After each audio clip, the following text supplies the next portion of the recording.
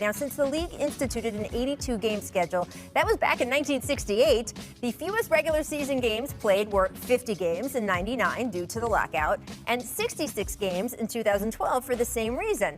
Most teams played about 70 games last season, of course. So, Brian, I know you have looked into this extensively. Kevin Arnovitz here at ESPN has looked into this for years. Is 72 games actually an ideal length, not just this coming season, but going forward? I hate to be the Scrooge on this, Rachel, because I just have to be real. No, it's not.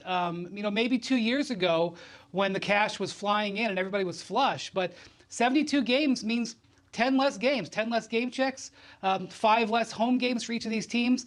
And this season will not duplicate it because they're going to be doing it on a tightened schedule. So it's actually going to feel like busier than a regular 82-game schedule. And with the players and owners trying to make up lost money from last season and then this season in the future, I just don't see any reduction in games anytime in the near future. I suppose the asterisk on that could be if there's some sort of mid-season tournament or play-in tournament that becomes part of the schedule that alters the regular season. I guess you could bring it down, but I don't think we're going to see a reduction short term.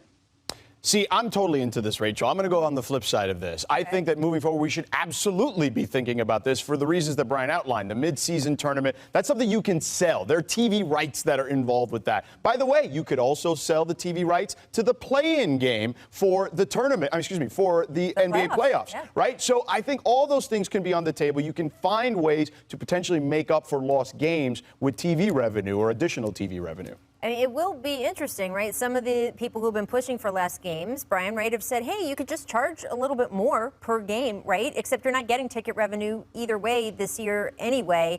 I do think we just have to come to terms with the fact that we're still going to be in flux in this country for quite some time. And so we got 72 games this season. Let's see what happens next season. I think it will be at least one more season of a little bit making it up as we go along, even if it's just trying to recoup a little bit of what happened in the 2021 season.